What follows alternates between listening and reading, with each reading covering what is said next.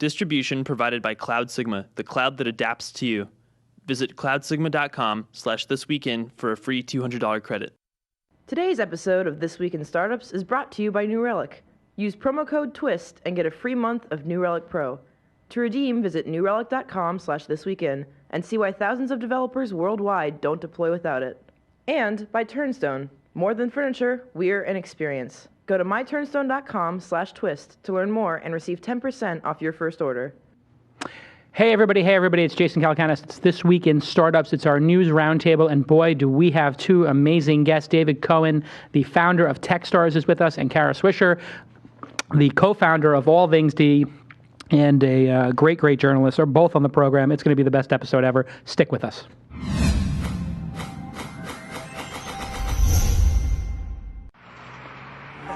That's what it's all about, man. They said money is the root of all evil. What? Funny how it feeds my people. Yeah. We ain't gonna live like equals until we get the money, spend the money, and defeat you. Yeah. Money is the root of all evil. What? Funny how it feeds my people. Yeah. We ain't gonna live like equals until we get the money, spend the money, and defeat you. Hey everybody, it's This Week in Startups, the show where we talk about entrepreneurship, startups, and it's our news roundtable, which is what we do every Friday and have done for the last 3 years. And today we're going to have two amazing guests. Kara Swisher from AllThingsD is with us. Great conference, the D conference, and of course an amazing website and journalistic enterprise. David Cohen, the founder of TechStars, is with us. He's done amazing stuff, launched or helped launch hundreds of startups, and some of them are very, very successful. So it's going to be a great program. We got a lot to talk about. Kieran's going to read the news. Apple, Twitter, NewsCorp shutting down the Daily, Netflix getting Disney, Mary Meeker, just tons of great stuff going on. The Surface, Dan Lyons ripping apart the startup ecosystem, Y-Combinator changing their deal. There's a lot going on in the industry, and we're going to talk about it today. But let me start by just saying thank you to our friends over at NewRelic. NewRelic. I said AdRelic.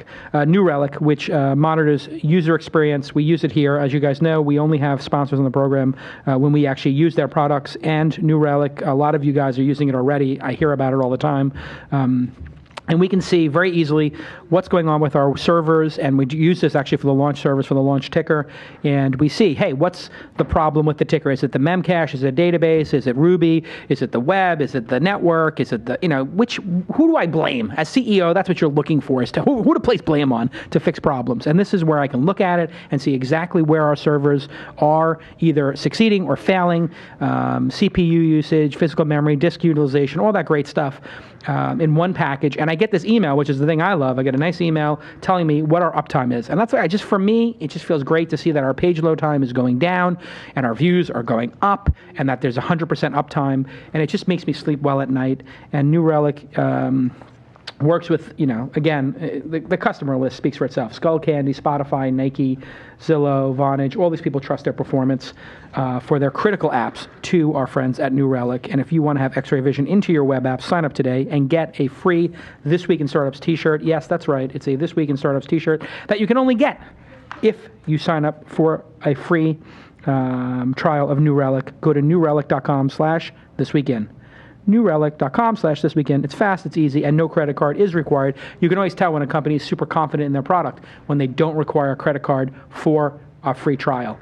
That just speaks volumes, right? What they're basically saying is they know that they'll convert you because the product is so good. And really, thank you so much to NewRelic. I've been hearing great things from the super fans of the show and the fans of the show who have been using the service. Everybody is raving about it, and it's very affordable and very comprehensive. Go ahead and thank @NewRelic on your Twitter account for sponsoring independent media like This Week in Startups. On the program, Kara Swisher is with us. Hey, Kara, how you doing? Hey, how you doing? I'm good. How's everything at AllThingsD? Fantastic. I'm at my house, actually, but it's fantastic, I'm sure. Absolutely. Good. Okay, and David Cohen, how are you doing? How's TechStars? I'm doing great, Jason. What's up? When's the next class graduating? We have them going on all the time. So Yeah. we have a TechStars Cloud program that's just starting, and Boston one kind of coming up soon as well. Boston, New York, Colorado, Boulder, Seattle. Yep. Who am I missing? There's a program down in Texas called TechStars Cloud that's an API infrastructure accelerator. Good timing on that one, huh? All right. Kieran Callie, are you with us here in the news? So let's get the first story going. All right. So I think one of the big stories this week was about Apple saying we are going to start creating the one Mac line in the U.S. This is something I know, Jason, that you... The one Mac line? One Mac line. They haven't said which one, and they haven't said where they're going to start manufacturing it. But Tim Cook revealed this when he did his first TV interview with Brian Williams of Rock Center. The interview actually aired last night. They teased the news yesterday. And, of course, it was about Tim Cook also saying that Apple has already created about 600,000 jobs in the U.S.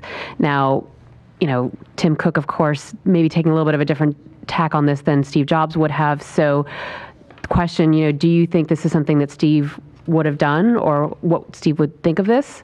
Kara, what do you think? I mean, you are one of the only people who's interviewed Steve Jobs multiple times on stage at the D conference, most famous appearances of his career. He really didn't care about where the jobs were taking place, right? Like, this was not on his agenda. He never really seemed to care. I don't know if he did or not, but he didn't move these jobs here, and I think he didn't take much interest in those kind of things. I thought he thought wherever they could make the best products, they would do that, that they could sell for the best prices. So this is definitely a change.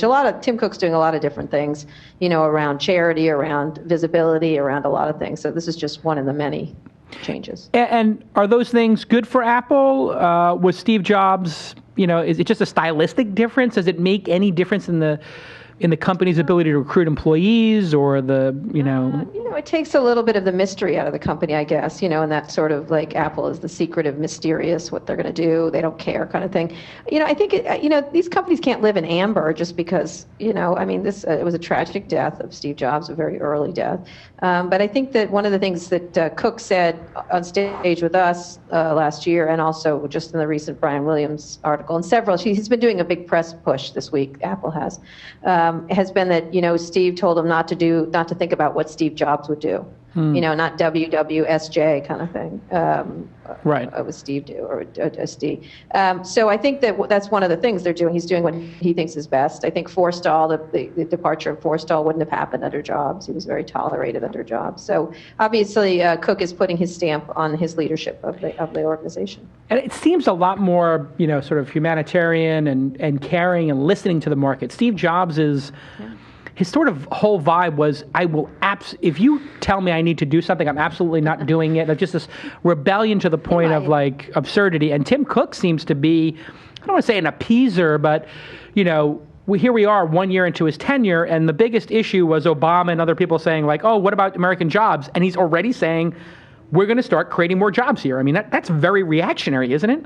It's not reaction. It's a good message, and why, if they can do it, why not? I mean, I think it's, Apple's got a lot of competition, and they certainly can't live their lives as if they're on the mountain on high kind of thing. They don't have Steve Jobs to do that. He was very effective at being very rare, and I think they don't have that, and they know that, and so they have to be a little more down in the I guess the arena with everybody else. They already were, but I think they really do have to compete. There's a lot of competition from Android. There's a lot of competition from Kindle, everybody, and I think they have to engage a little bit more than they did. And so you'll see their executives as out a little bit more because, collectively, I guess they're all Steve Jobs together. But Steve was a very effective marketing person for that company.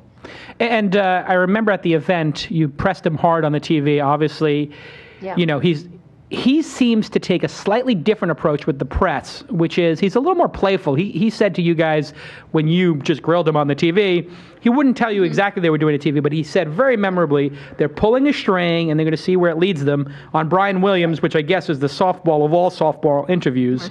It was kind of, yeah. Yeah, I mean, let's give him the most easiest run ever given. I mean, sort of somewhere between a journalist and like your really nice uncle. He basically gave him a total pass, but he was volunteering that they're obsessed with TVs. They love TVs. I heard about they were testing the TV 3 or 4 years ago. I heard from insiders they were testing a TV. What is the state of it? I mean, you have a lot of inside information. We haven't written a lot about it lately, but I mean, there's these stories about whether there's delayed or not delayed. They're definitely working on it. It's an area that's critically important. Living room is a critically important area for all these companies, and so they're not working on it. I think it's just when they're going to launch it and how they're going to launch it. And so there's a lot of like conflicting stories about. I don't think it's a matter of if. I think it's a matter of when, and I think that's the big question. What's the defining feature or holdup, do you think? I mean, is it going to be that who knows with them? I mean, unbundled TV? Could be. I mean, I think the difficulties of the television industry are myriad. I think Steve talked about it before he died. The difficulties of I think the last interview he did at D8, he did talk about the difficulties of changing Hollywood and how you distribute entertainment and how you get rights to things. And Hollywood's been around the block with this company before and didn't come out on the great side, so they're a little more wary of dealing with Apple and Google and Amazon. And so I think it's just that you have to really get great shows. I mean, one of the things, if you have an Apple TV, or if you have I have a Roku and an Apple TV in order to get everything. And so it's kind of a difficult and fractured experience, and I think they want to have the best experience, have the best stuff, and that's a difficult road to get Hollywood to agree to do all kinds of deals. Same thing with Netflix. Everybody faces these issues. Hey, David. So I think one of the things, can I just say, one of the things, Tim Cook did say a lot of stuff. He says it in much more coy ways, but he talked about, he alluded that he was going to get rid of Ping. He alluded that the Facebook deal was coming. He alludes things a lot more than Steve does. So Steve just holds Steve just lies. I mean, at the D conference, he just lied to my face when I said, literally, I met him at the D conference early on when I couldn't afford it. I used to come, Kara used to get me a ticket as a journalist, and thank you very much. And I asked him straight up, like, hey, why doesn't my iPad play video? And he said, Jason, nobody wants to watch video on their iPad or on your iPod. Are you stupid? And I was like, no, but I'm your customer. I would like to do that. He goes, nobody wants that. 4 months later, he launches it. Remember, we would say to him, every year he'd say he wasn't going to do something, then he announced it the next year. And so one of the first questions one of the years was, so what aren't you going to be doing this year? Which were the things that so. Hey, David, when you look at Apple and this sort of new, friendlier, more accessible Apple, what has the reaction been from the startup community? Are you seeing more people in your orbit being able to communicate well with Apple and work better with Apple as opposed to the sort of, enigma that they were just a year ago? No, I think it still feels very insular. It's really difficult for our startups to build relationships inside of Apple. I think it's changing a little, but they're not out there on the corp dev front. They're not, engaging the startups deeply, outside the ecosystems that they're obviously facilitating. They're not, hanging out with the startups or helping them get things done. So we don't see a lot of them, and it's been that way for forever. So that really hasn't changed. But Google, on the other hand, is really, really embracing. They created that startup group, I guess, to consolidate all their startup activity. You do have a lot of Google and Microsoft and Facebook interaction with the startups at TechStars.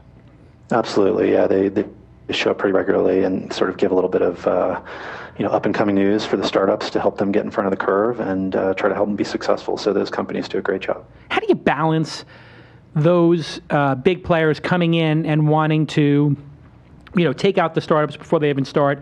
And let's face it, Facebook has been very heavy-handed with startup companies, negotiating very hard to buy them or do acqui-hires. And as one person told me, Zuckerberg just straight up, this is a very person of influence, said Zuckerberg straight up told, founders from your very, from startups similar to the ones in your group, like just, hey, don't worry about your investor. Just come work here. We'll give you a great stock package. I mean, how big of an impact has those acqui-hires been on people building sustainable businesses or just getting taken out with $1 million stock packages by Zuckerberg, personally?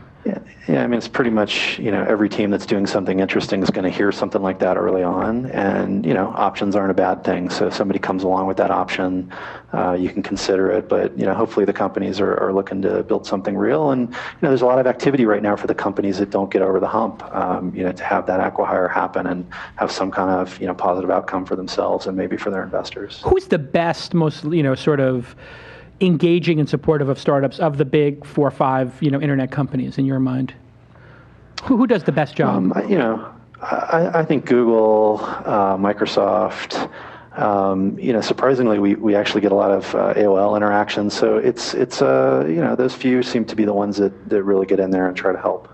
What about Yahoo? Now you have Marissa at Yahoo seems to be doing at least a great job on the PR front and on the morale front and on the hiring front. Are they starting to show up yet, or is it still, they're in the planning phases? A few years ago, we had folks like Greg Kahn that was at Yahoo, part of Brickhouse, showing up all the time, I'd say 3 or 4 years ago. And they've lost so many people that a lot of the people that we used to, really have coming in aren't there anymore. So it'd be interesting to see what they do as they enter the new phase. Let's segue into the Yahoo homepage, Kieran. Sure. Story number 8, and then I want to hear Kara's sort of update on all things. I was going to say Marissa. we have to have a Yahoo update here. Of course. I hope she's got some juicy news for us. Yeah. So as Kara wrote about earlier this week, Yahoo looks like it's got a new homepage that's set to debut. They're using touchscreen tiles, so it looks like it can be consumed very easily on mobile. Looks like, according to Kara's description, no advertising at the top part of the screen.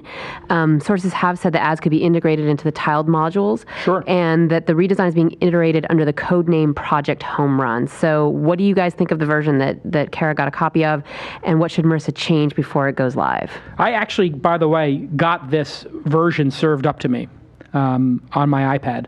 So it's being tested in the field, I think, because I got this very swipeable one. They're bucket test. They're widely bucket testing it. Yeah. It's out of. They have tweaks to it. I've shown us several different types. Yeah. But it's similar. They're all similar. So what do you think? What do I think? Yeah. I mean, she seems to be very, very obsessed with the homepage. So why is she so obsessed with it? Let's start with that. I don't think she's obsessed with it. I think she's got to change. I mean, it has to change. It looks like it's from 1943 at this point. It's kind of, who's using portals kind of thing. And so it really does have kind of an old web kind of look. And I think they're changing it to make it more mobilely attractive. As you can see with those tiles, it's very similar to a Flipboard or a Windows 8 kind of iteration or design sensibility, or Pinterest even, very visual, lots of pictures. And so it looks like it's perfectly made for the iPad or any tablet or one of the 7-inch things or something. So it looks very, I don't know what the versions are going to put on those, if they're going to have special apps or just use HTML5. But I think it's designed for a mobile environment, much more so. And so we read extensively in AllThingsD and other places. Mm-hmm. They went with Marissa over Ross Levinson because they wanted a tech CEO, not a media CEO. But a lot of the changes we're seeing feel very media-ish. Is Yahoo going to be a media company, a tech company, or is Marissa going to try to do both effectively? Well, they were working on a homepage redesign before she got there, so this is just her version kind of thing. So I think that she's working on a lot of tech things actually. They just have to redo the homepage. It's the front page of where everything comes in. It's critically important. It's where most of their finances are generated off of that homepage ad. So they really do have to make it look good and make it an attractive place. Now, a lot of people go through Yahoo Mail and things like that, and so they have to make it somewhat compelling for people to use on some level, because that's where most of the people come through it and go to other parts of Yahoo, like Yahoo Finance or Yahoo Sports or things like that. And so I think one of the goals is to as she's talked about it, I made a joke about it, is she just says mobile, and then the stock goes up, even though they don't have any mobile strategy to speak of at this moment. They're buying stuff, but for the most part, Yahoo's been way out of the mobile game.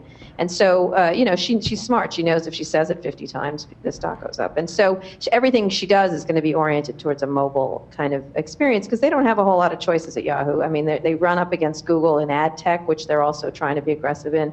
They run up against, Facebook and social. They run up against, the changing ad market, the programmatic buying, and the way they used to buy. And so they have to, they've got very few choices of how to really, truly move the needle. Besides the PR, which she's very good at, that's going to get her so far. If she doesn't move the needle in revenue in significant ways, it doesn't matter how, fantastic she has parties, it just, or how fantastic she looks or anything else. She's got to really move the needle in terms of improving revenue, improving engagement, improving search revenue. Is that PR stuff a net benefit to her, or is it now becoming a net distraction? And what I mean by that is, I don't know how many stories I've read about her pregnancy or her collection of suits or cover photos, and I don't have a position on it. Obviously PR is important to get your message out, and it's great that she's leveraging that. But is it getting too much that people are judging her more on the cover photos and the child care issues or whatever, and not the actual product? Yeah, the childcare stuff is a little bit distracting. I mean, I'm sure she finds it distracting, but it's, she does talk about it, though. She's always been someone who enjoys the limelight. You know what I mean? Even at Google, she really, compared to other executives and compared to higher ranking executives kind of thing, she got more limelight than many, many others who were much more powerful or something like that. And so she likes it, and she's good at it, and the camera likes her. So, and she's a good story. It's a great story. It's very attractive. Young, smart woman who's very accomplished. It's perfect for, how media is, kind of thing. But you don't hear a lot from Susan Wojcicki, who's really a very powerful person at Google. Right. She's someone I would focus on. Yeah. If I were talking about powerful people at Google. But anyway, so it's good for Yahoo because they haven't had sort of this exciting CEO kind of character in a while. They've had a lot of, so I suppose good. It's just, it can't be a Marissa story. It's got to be a Yahoo story eventually. Yeah, and it seems like it's starting to convert there. And how important is Yahoo's success, do you think, David, to the ecosystem? I mean, do you see a lot of companies looking at it saying, hey, that's a potential exit for us, or, saying we need to get a meeting with Yahoo, or is it still sort of like this, dying relic on the side here? It's out there, but I think people are conscious of it, and I think they're aware that with the new mobile strategy that perhaps there is an exit for them down the road through Yahoo. I think it's still on people's radars, but expecting some activity around mobile certainly near term. And what about mobile in terms of applications and acceptance? I mean, obviously, Marissa's saying mobile because the usage is there, but are you seeing the applications, be mobile first, and are people leading with mobile still, or and are people having kind of a hard time after they make the mobile application? Everybody can talk about how mobile is important, but actually making a product that gets some sort of critical mass or delights users is a totally different story. How hard is it to make mobile work today? Pretty hard. I mean, all the tools aren't in place yet, and of course we've seen Fred Wilson blogging about this the last few days. It's harder to close the viral loops. I think there's still a lot of companies that are mobile first, and it makes a lot of sense in certain cases. But as we see with some of the companies I'm involved in, Cir.ca, they're just now moving it onto the web as well, even though they started mobile first. And I think that's important for companies that are doing things like news, like Cir.ca is doing.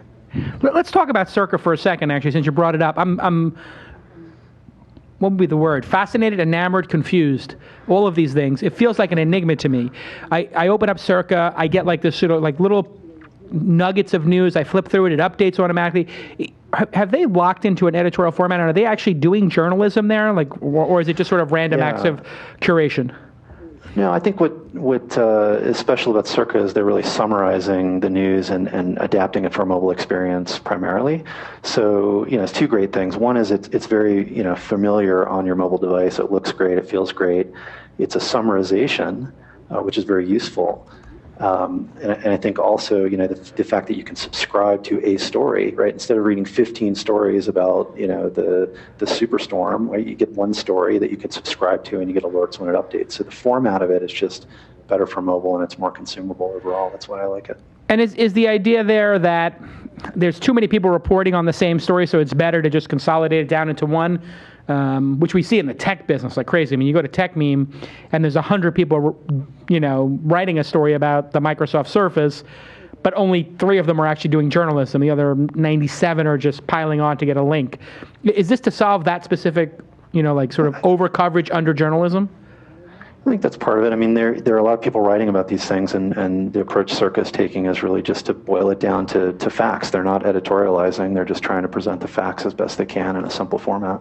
Kara, what do you think of that approach? I mean, you live in this ecosystem. You live in an ecosystem where TechCrunch will just, and among others, run with a press release that says Google bought something for $400 million and not even check it, not even do a basic call. I mean, how frustrating is it for you to be a 2-decade journalist, 3-decade journalist, and have to sort of compete against people just firing without even aiming? Well, it's not exactly competing, is it? I don't know what you'd call it. I mean, we feel like we're autocorrect of the blogosphere in some regards. Like, oh no, sorry about that. What do I think about it? I think it's terrible. I don't know why people won't just call. I do the basics. I mean, honestly, it's again, I'm being complimented. I told you before, I'm being complimented for making the one call to Google to confirm it, and which it wasn't confirmed. that we got kudos for that is depressing to me on the extreme. I mean, that's our job to do that. What can I say? It's depressing to watch that. What's more depressing, though, actually, interestingly enough, is I get it with some of these sites because that's all they do, that they just are constant doing press releases and whatever comes across the transom. Like, I don't know, like the Twitter feed is now blue. Like, who cares? Like, this is not news. But what's really worse is that, someone will publish one of those pieces, like, say, the Facebook Yahoo search engine. And I don't know if they do reporting on it, I have no idea, but it's wrong. Everybody will parrot what they wrote. And then I write a piece saying, actually, sorry, folks, it's not happening. It's kind of ridiculous to even imagine this, and here's why.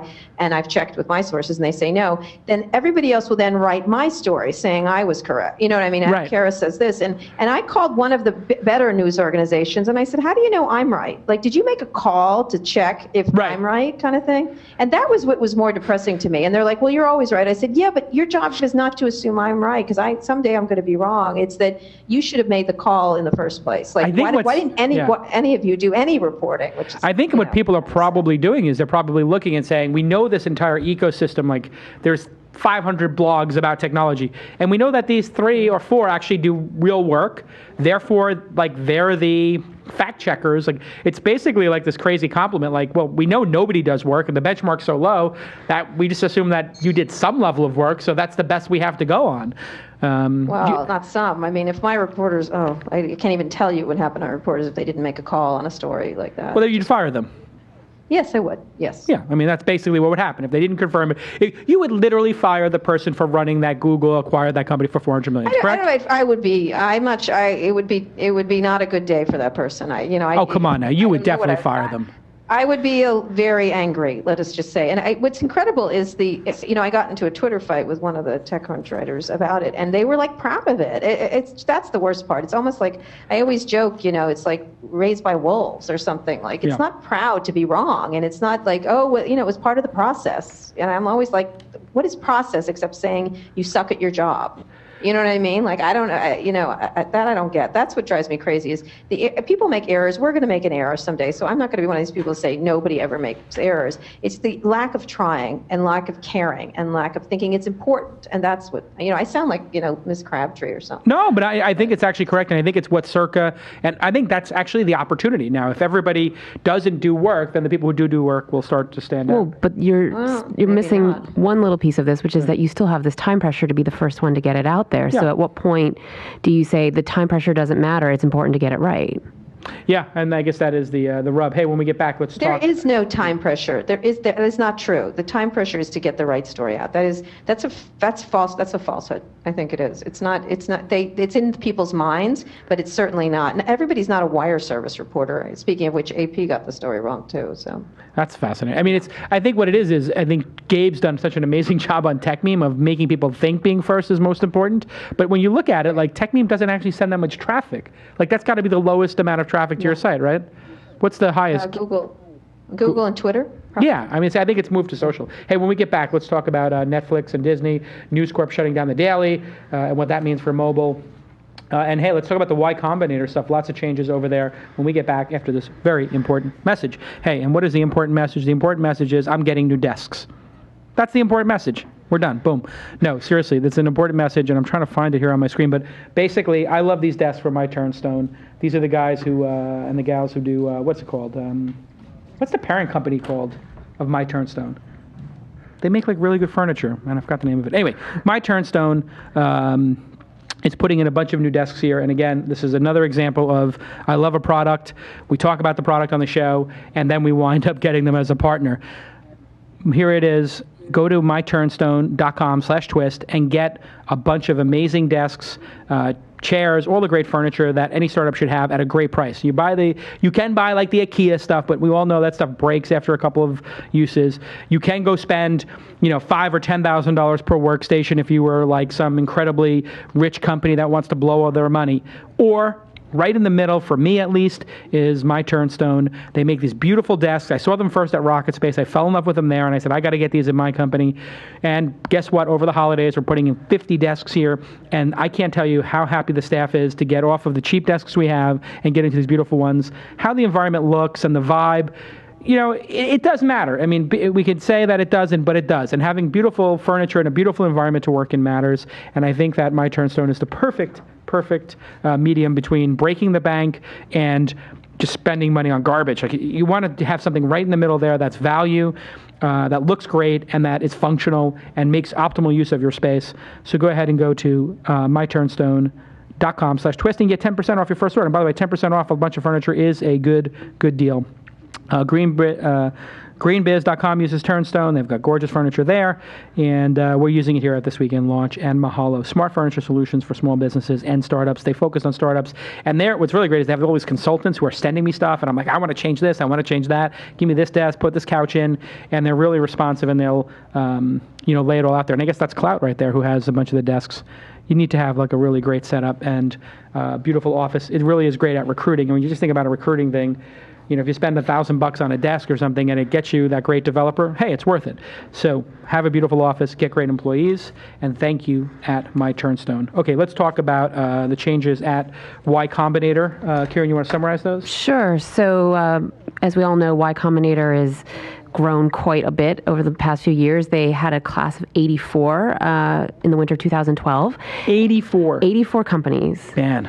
And you think about teams of not a bubble. More than one for the most part, so that's a lot of people to manage. And so Paul Graham did come out recently and he said, we grew too fast and we're going to cut back. And so they were going to accept much fewer companies for the upcoming class. Right. And they also changed the money deal, right? You're supposed to get like $150,000 or $200,000. Right. So now the crazy Euro Milner deal. Yep. So the money is a lot less now. That he found that people were starting to fight over the money if the company didn't work out, and that was one of the reasons to the founders would fight over the what was left. The $100,000 stuff in the bank account. Exactly. So more money, more problems. Right. So his partner Jessica was spending a lot of time mediating those fights. Ah, wow, that's fascinating and transparent. That is. I heard a lot about this. I have some inside information, which was a lot of the angel investors I spoke to felt like it was just too hard to process that many companies, and to know you can't scale your mentorship, your quality of experience. Can you?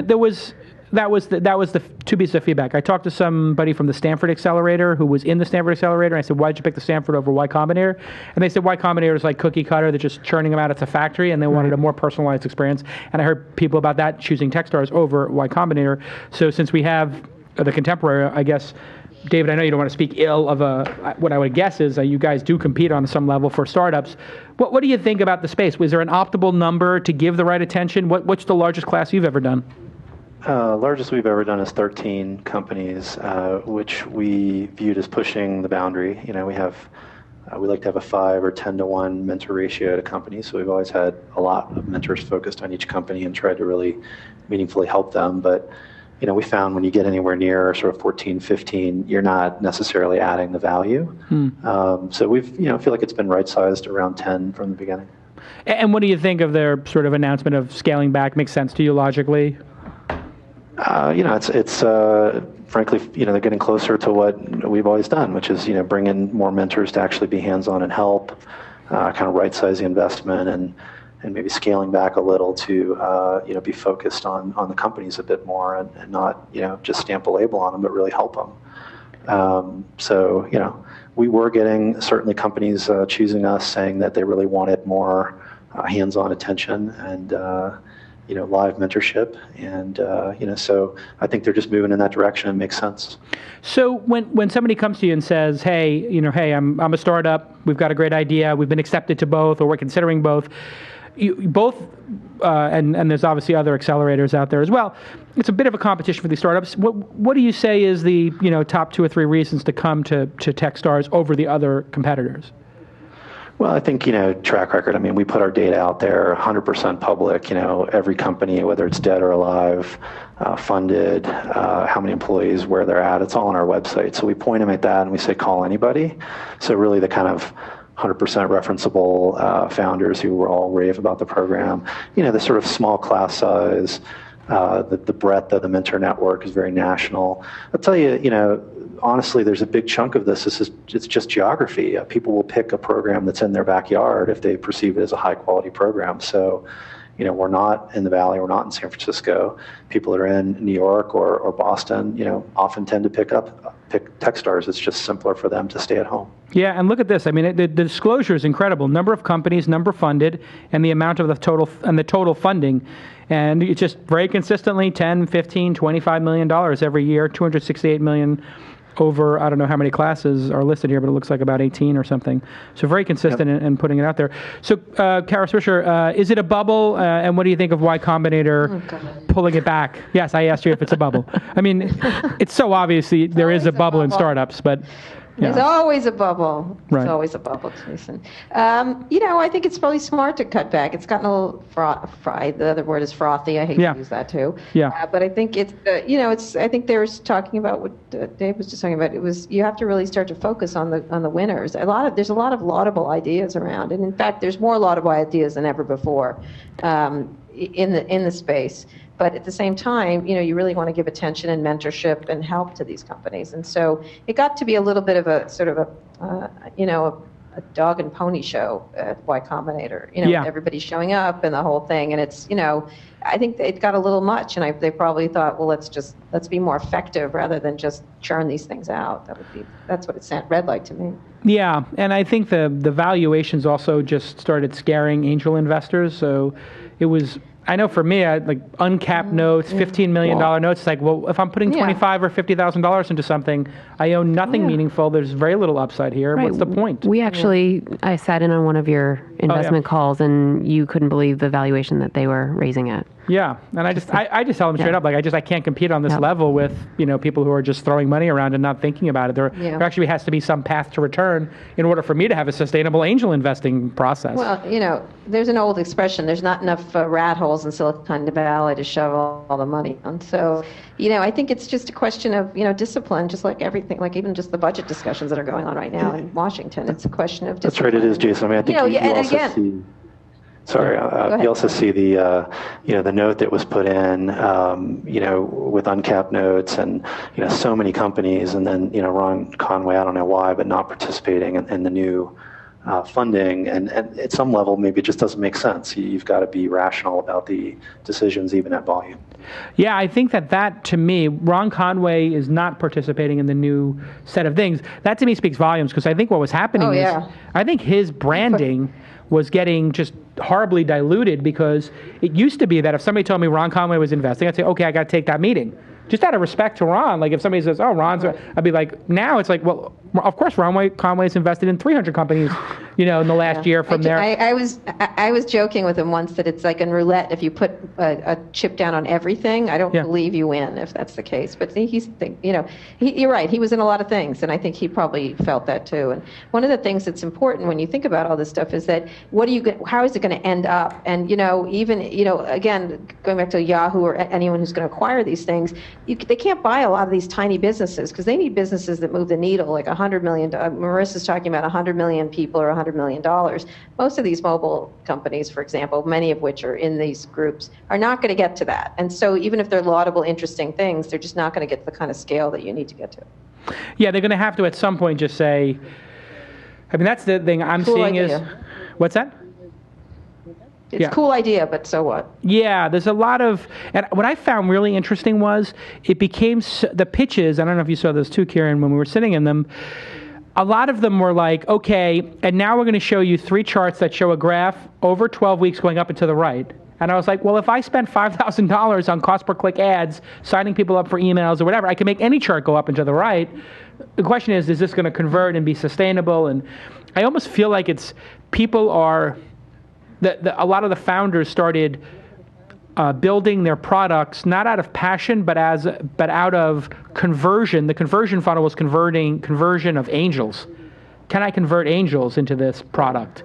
And then with the lack of, large vision, which only comes from a lot of mentorship, like it takes a while, I think, for most entrepreneurs to get up the chutzpah to be big thinkers, right? It takes a decade or 5 years or 15 years. Some never even get there, but to think about the big world-changing idea and have the guts to go after it and take the small steps. It really felt like the grooming of the entrepreneurs was lost.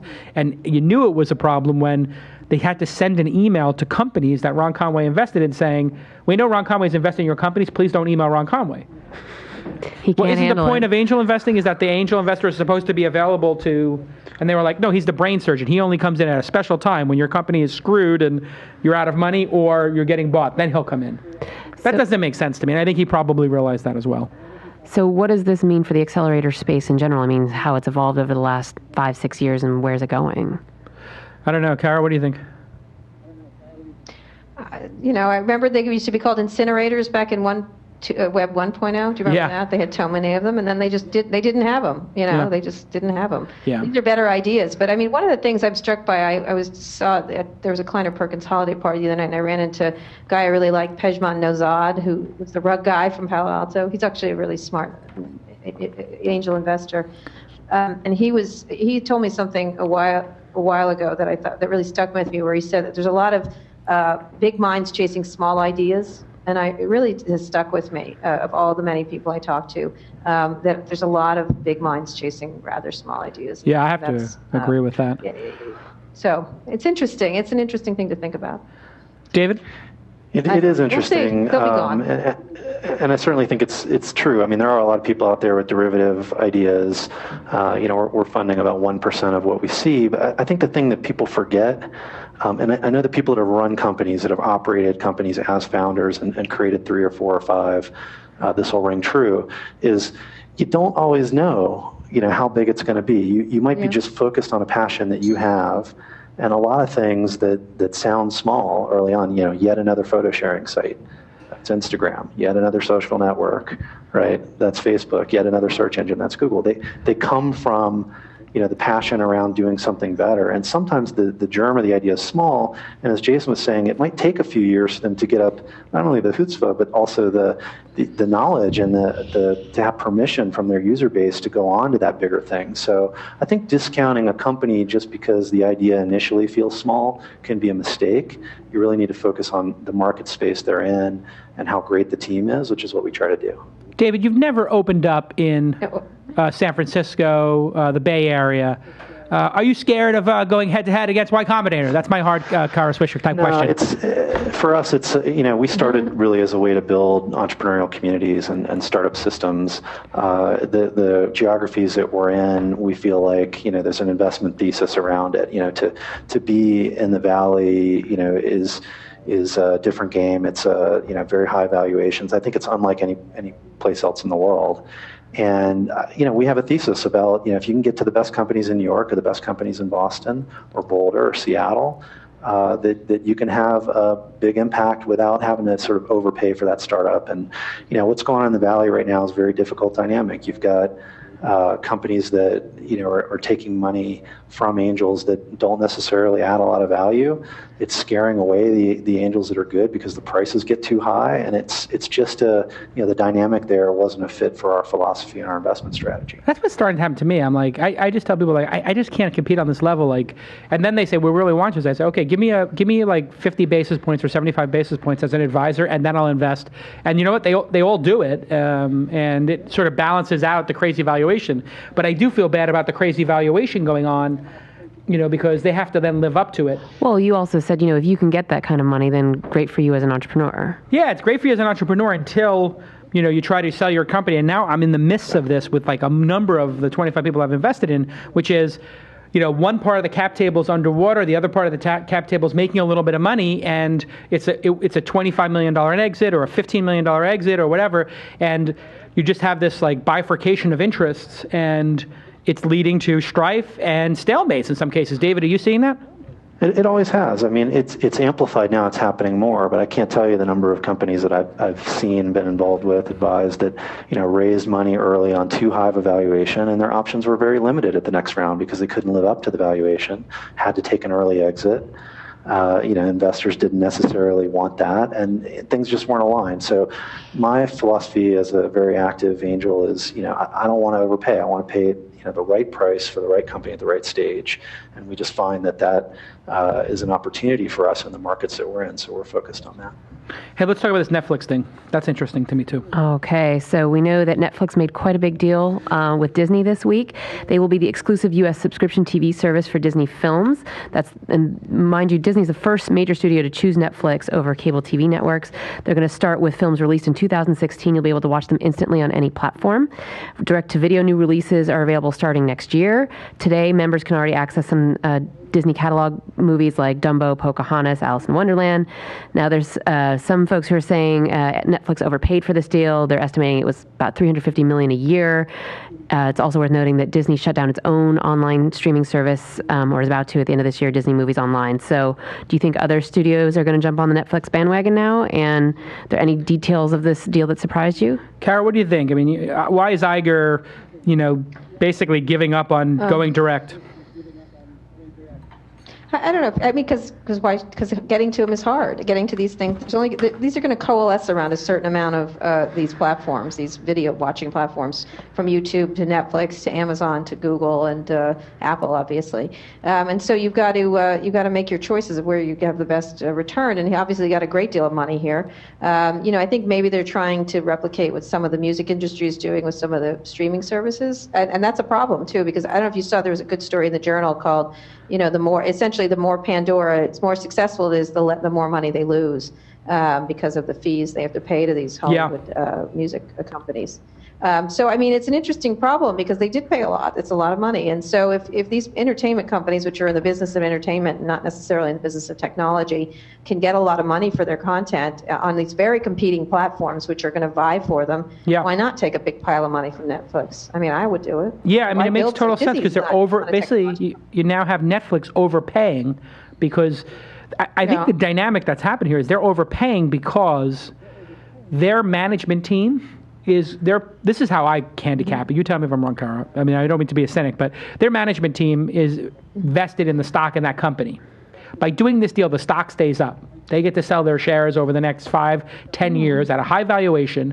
Whether it's profitable or not, that's not going to come out for 10 or 15 years. So the window for them to sell their stock, I hate to be a cynic about this, but this is the kind of deal that makes people keep the service. Like, I was thinking about turning off Netflix because of Amazon. Amazon Prime Video is so good, and I'm getting so little out of it, but I'm like, wow, my daughter really loves the Disney films. Okay, screw it, I'll just get this. Is that what's going on here? They're just like sort of... I mean, I think, no, I don't think it's a stock thing. I think they have to compete in this very difficult environment. The question is, will Netflix get sold? Because it's a very good brand name and stuff like that. So it's interesting because, you have them literally coalescing around Google Play, Apple's services, Hulu. You can't leave out Hulu. YouTube, YouTube is doing different things, but there's only so many video platforms that this is going to coalesce around. But there is competition here, and they will compete over exclusive deals, presumably, which is it's not great. Like, you wish you could buy everything on every platform and not to have 19 devices on your. I could show the computer over there how many devices we have to watch video. But the fact of the matter is, as you know from having a child, my kids don't watch network television. Network television to them is Apple TV, Roku, Amazon Prime, YouTube, and some YouTube kind of thing. So it is. That is network to them, and so these companies are going to have this content. And if you're a content company, you have to really think hard about who you want to be available on, and you want to stream some of your stuff. Like ABC has a very good streaming app that shows all its shows.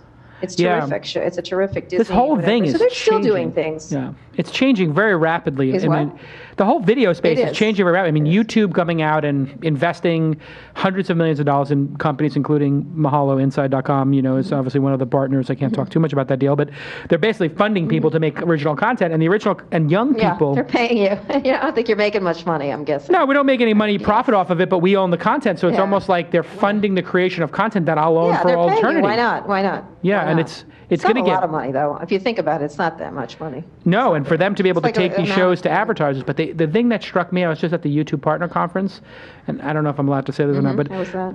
It was great. I mean, it was like they were really investing. I mean, it was like the top 400 people in the industry. Except, I've heard a lot of complaints that they're not doing the kind of things that a network would do. A true network would do in terms of marketing, in terms of understanding. There's a lot of publishers that are not happy about that. I think what's happening because it's not Google has a mixed problem with it, a mixed feeling about what's going on there. So you would know it from the inside. Really in it to win it, kind of thing.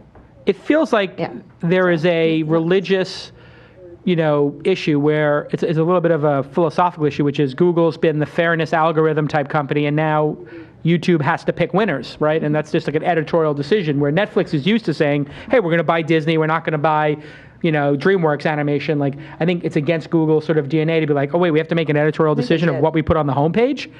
But they do if you're going to compete in this space, and it's just a growing pain, but I'm long on it. Hey, David, what about content and startup companies? I mean, it seems like content was a dirty word for the last decade, but for the first part of Web 1.0, it was like what everybody wanted to invest in. It keeps coming in and out of fashion. Why is that? And are you guys anti-content, like Y-Combinator seems to be anti-content, or are you pro-content?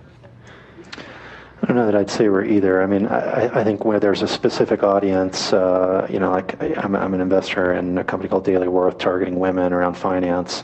That audience is very valuable. I think you can still build really meaningful things. The game is getting harder to play on the distribution side. So, to fund a straight up content play isn't necessarily interesting to me, but, Cir.ca or Daily Worth are more interesting. Interesting. Hey, I was going to say, with that whole story we did about companies not being able to raise money, Dan Lyons, who's a bit of a hater. I mean, have you read that piece? That's a hater piece. It was but I think what it is Dan Lyons is kind of irrelevant, so he keeps trying to get more relevant. It's sort of like Michael Wolff. I put him in the same category, kind of a loser, and then Michael Wolff is Michael Wolff celebrates his loser. You hated that guy for so long. Everything Michael Wolff touches turns to just ash. He is like... Still a good writer. Still can write. Oh, he can write. Talent in writing. But don't you think his best writing, Kara, correct me if I'm wrong, is when it's self-deprecating, when he's talking about what a loser he is. Yeah. He's a piece of work. When I went on my first book tour, he was the only other person writing about the internet besides me in '96. So I spent a lot of time with Michael Wolff on radio shows and stuff like that. Are you fond of him? Do you like him, or do you think he's a jerk? What do you think? What do you think of him? Tell me. I think he's an interesting character on the internet scene. How about that? But you would not talk to him. You and I will have dinner. We'll have a play date. I've had dinner with him. But you'll be guarded. With him at that fancy New York. I had dinner with him. You'll be guarded. Can you hear me? I can hear you. Yes. You'll be guarded when you have dinner with him. Yes. Oop. Did we lose Kara? Oh, now she's going to be like, Kara's going to be. Oh, you lost me right as you were asking me the hard question. I like that move. Kara, are you there? Hello? Yes. We can hear you. We can hear you. Oops. Okay. Hello? Are you back? Hello? Are you there? Sorry about that. Okay. I see it was Michael Wolff interfering. I'm here. Can you hear me? Yeah, we can hear you. Yeah. So let me ask you one question about Michael Wolff. Very nice in that Beatrice Tavern. Okay. Beatrice. Oh, that's very fancy. He's fine. Yeah, fancy. He's not my best friend, but he's fine. When you have dinner with him. Yeah, he was. We had a nice time. Would you be guarded, though? I'm careful about what I say to him. That's what I'm asking. Yes, See? yes. You and I will have a conversation. He's thrown me under the bus enough times. So that's my experience with that guy. I think he's a douche. All right. There you have it. I think he's a douche. No, I'll tell you why. Because every time I've had a conversation with him, he then says something about me, whatever. And then he compared me to at one point, he compared me to the slow kid from Party of Five or Dawson's Creek. He's like, Calacanis is like the slow kid from Dawson's Creek. And I'm like, did you just compare me to somebody who's mentally retarded? Really? In New York Magazine? Douche. And I think I put Dan Lyons in the same sort of Well, he did say something interesting. He believes was? that smart young people have been fooled into thinking that starting companies is like buying a lottery ticket or rolling the dice in Vegas. It is. And that's exactly what it's like. He thinks that, a lot of them are in it just to make another photo sharing app and think that they can maybe flip it and make some money. He wants them to be doing useful, world-changing things like working for Tesla or SpaceX or teaching in public schools or doing medical research. Those were his examples of useful things. I thought it was an interesting piece. I thought it was interesting. I thought it was part of it was a little mean, but that's Dan. But I thought some of it, he made some good points in it. It was worth reading, for sure. I think it was worth reading. Do you think it's shtick? Is it shtick? No, everybody has a shtick. I have a shtick. You have a shtick. It's his shtick. It's a little shtick. I don't know. I thought it was good for, it was good for someone to write it. Again, I don't mind those pieces. I like them. Dave, this obviously piece was directed directly at you. So, Dan Lyons, douche or not douche? What do you think? I mean, what do you think of Dan Lyons? What do you think of the piece? My connection's breaking up. I'm sorry. There's some interesting points in there. Of course, people are talking about this. I'm just kind of tired of hearing about it. I mean, hello, it's venture capital. some companies are going to get funded, some companies are going to raise more money, a lot of them are going to die. It's the circle of life. And so, every time we have a swing in the market, you're going to have this kind of story. And I just try to ignore it and keep doing what I'm doing right through it.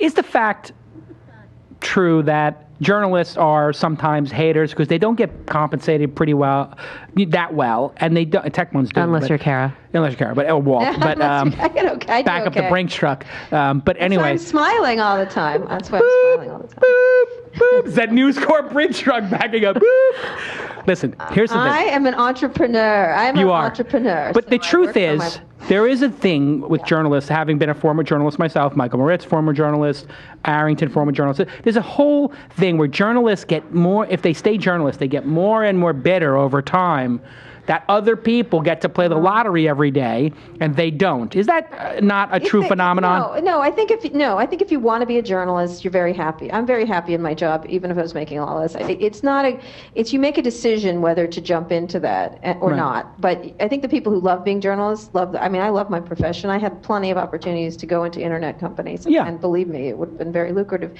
But it was. What was the one you turned down? What's the most famous one you turned down? All of them. Give me the one that would have made you the most money. Facebook? Every single Google, one. AOL? Facebook was one. Google, way before. What position would Facebook put you in? PR?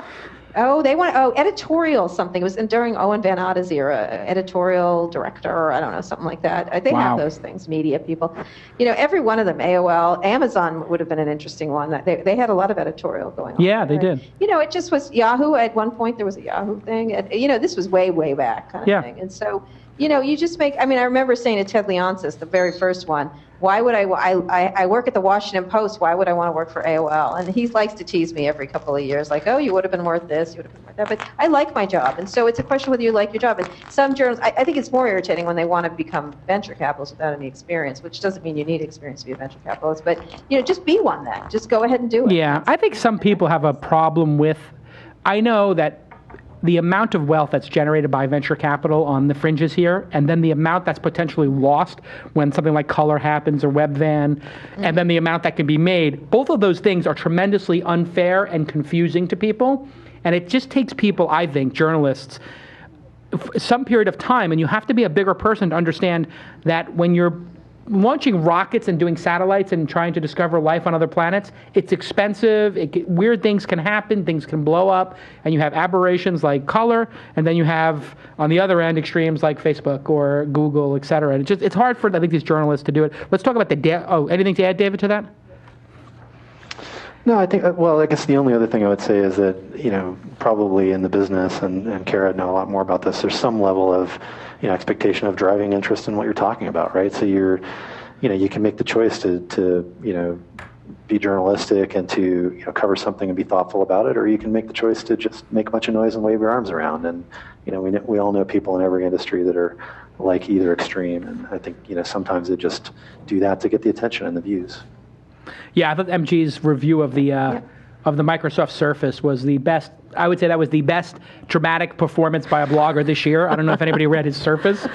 It was like, and the Academy Award for Best Dramatic Link Baiting Performance on a Blog 2012 goes to MG Siegler for throwing his Microsoft Surface in the trash. It's like, it's a great device. It's like, it's not that bad of advice. Okay, last story. We gotta get this one in. The Daily. The Daily, exactly. So probably doesn't surprise some folks that the Daily is shutting down. They had already cut staff over the summer, about 30%. Now, Murdoch said they could not find a large enough audience quickly enough to convince us the business model was sustainable in the long term.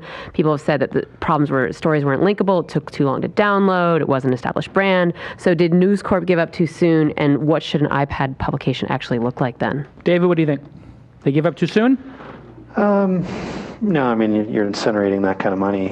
You make the decision, right? I think on some level maybe there was some element of brand stigma around it, and information is free, but analysis isn't. And to me, it didn't feel like their analysis was that additive. I think it was that simple, just not working. And the hardest part's shutting it down and making decisions. So they did that. They did have 100,000 people paying $40 a year Or 99 cents a week. Okay, so just put it out. Let's just take the lower number, which is 40. That's $4 million a year in subscription revenue. David, have you ever had a content company make $4 million a year out of TechStars? Not yet. Yeah, I mean, this is the craziness of this. They are making. I don't know if it's sustainable. Maybe the subscriptions are just plummeting. But $4 million a year in subscription revenue is a hell of a lot of revenue. So I'm having a hard time personally with reconciling why they would turn it off. Why not give it to me or give it to any media entrepreneur and say, here's something with $4 million in revenue. Can you make this work with a 25-person team instead of our 100-person team? I think the answer is yes. What's going on here, Kara? Well, they got a lot of money. We got the money. We're doing a lot. Oh no. If they wanted to experiment is too big. The world all over the place. They can establish a fan base. We lost our feed. All right, so we'll have to. What do you think, David? Why wouldn't they spin it out? Yeah, they could. I think there was a huge burn going on as well, right? I mean, it's we talk about mobile first. I like to talk about small first. Do something that makes sense, make it profitable, then grow it. And sometimes you make a big bet and you spend a ton of money on editors and writers, and it doesn't work, and you feel like there's nothing left to do but just give up on it. Yeah, it's sad. What do you think here? I sort of with you on the fact that, what is actually success supposed to look like? And $4 million a year is nothing to sneeze at. So why would you shut it down? Yeah, it seems like a pretty good place to be. What do you think, Kara? Can you hear me now? Nah, we're losing you. Your fidelity's a little bit off. I think you might have, maybe your Wi-Fi network's off or something. Hey, just count to 10. See if we can get you back. 1, 2, 3, 4. You sound like it's Kara Swisher 3000, the robot. I like that. Right. I am Kara Swisher. I do not. Michael Wolff is not a douche, but I would not give him any information.